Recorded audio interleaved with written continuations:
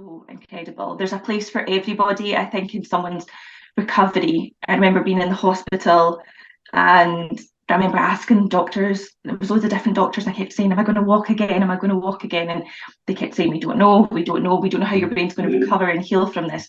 Mhm. So it was a really uneasy time, and emotionally I was not in a great place. And I kept asking, my husband said, Paula, stop asking the same question because you're getting the same response and it's upsetting you. And I said, William, someone needs to give me something. Someone needs to give me like an anchor or something to hold on to so that I can be motivated to see what recovery might look like. And this other gentleman, a lovely doctor, had come in, hadn't seen him before, and asked him the same question. And I think I kept asking the same question because I was wanting something a little bit different. You know, I wasn't getting the response that I needed, so I kept asking. And he said to me after I said, "Am I going to walk again?" He said, "You have a chance." And for me, that was that I gravitated towards that.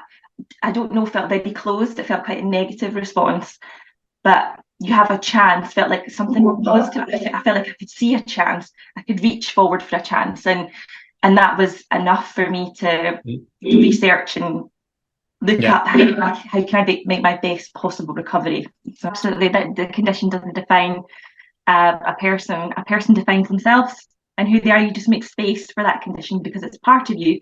It doesn't define you. So I absolutely echo what you say. And I remember before, you know, when I was speaking, saying I would never give anyone false hope for the for the recovery that I've had.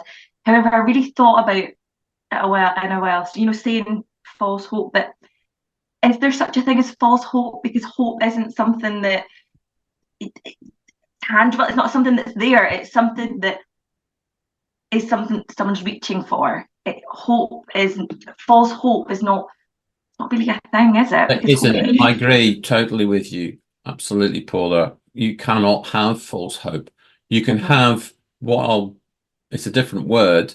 You can have all false optimism, mhm, yeah, and that's a different thing. But hope is, well, I would suggest it's almost an energy source.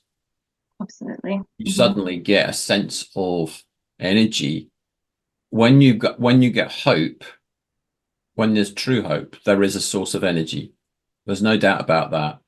And Hmm. that energy will lift you in so many different ways. Um, and so if you think about that, if you leave somebody feeling hopeless, Hmm. which is often happens when the wrong words can get spoken, potentially by accident, Hmm.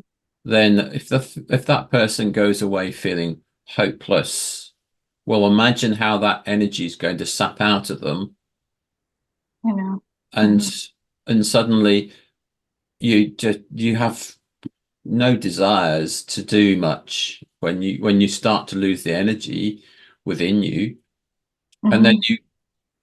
you can go into a spiral, and you go into a vicious cycle of um emotions and thoughts. Hmm. You Yeah. know, so the energy will sap you, might spark a thought relating to that. But if that is a destructive related thought, that leads to a destructive emotion. And then, of Hmm. course, that then feeds back. And until you do what you sort of said in a way, if you can help the person to create a space Hmm. so that they are also aware that they are definitely not their condition, Hmm.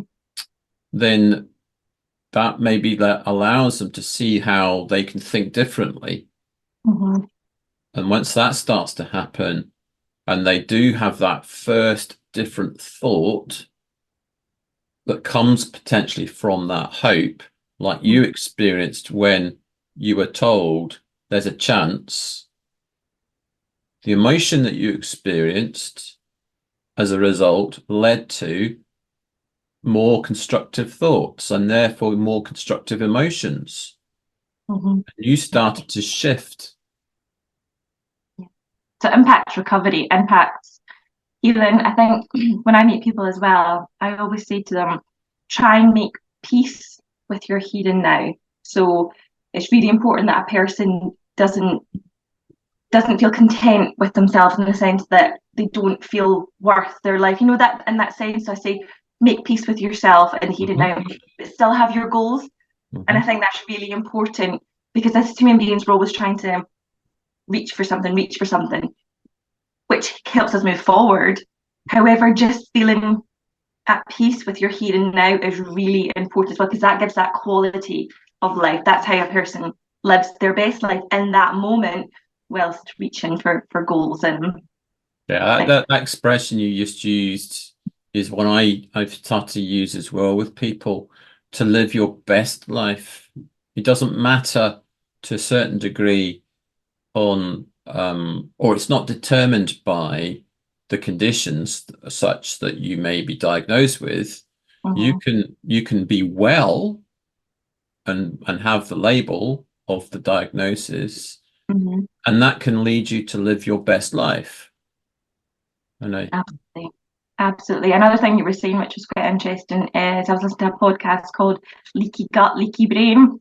And when you were saying about the gut and you know, your brain, we've got the same, what am I thinking about, the same network, isn't it? The same pathways that are connected to our gut directly to our brain. So actually what we're putting into our body is fuel for our brain. And again, it's that cycle. If you look at food as an energy source, as fuel for your body, and what we put into it is actually going to enhance our life or our conditions, I think as well is really important. So when someone's being supported, it's important to have that kind of holistic outlook. You know, don't just look at the mental health, how they're feeling. What are they eating? What does their day look like? Do they have breakfast, lunch, dinner? Are they getting the right nutrients, access to that? Because then in turn, that can actually increase mental health, encourage someone to be more motivated to do. If you're not eating the right things, you're not going to have energy to move either. So you'll feel lethargic, and you just won't be able to function in that way. So, and of course, it's something that I'm passionate about when it comes to the role of eating, and that is the difference between the metabolism of the foods that you're putting into you versus adding in maybe a supplement into you. The difference for me is that the food that you have has got so many, if it's a good quality food, of course, has so many different nutrients that it needs the body to metabolize that food for you to benefit from the whole process of what's going on in the body, the whole mechanics of that, the engineering that's within you, to be able to then turn that food into all the various chemicals, endogenous chemicals, that you then need to be well. Whereas if you put in something like, well, vitamin D, for example, as a supplement, yes, you will get some benefits from the vitamin D, but the food that you're getting that benefit from will give you other benefits as well.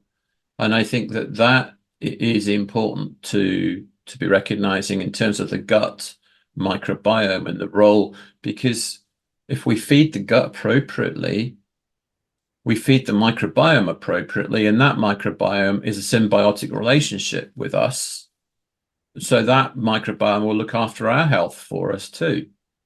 Absolutely. It's so interesting, the studies between, the gut and the brain and the connections there. And, when they say gut instinct, there's actually, it's true, because you've got the same makeup really in your brain as you do your gut. It's just kind of spaced out. Your gut's more of a kind of mesh through your gut, isn't it? And so I find that absolutely so interesting. I think it's really important that we look at a person and the whole dynamics in their life, for them to have the best possible life. Yeah. It's not necessarily about recovery, it's about life. What's the best possible life that they could have? And I think it's up to us, and to everyone has a role to play within that, to help a person.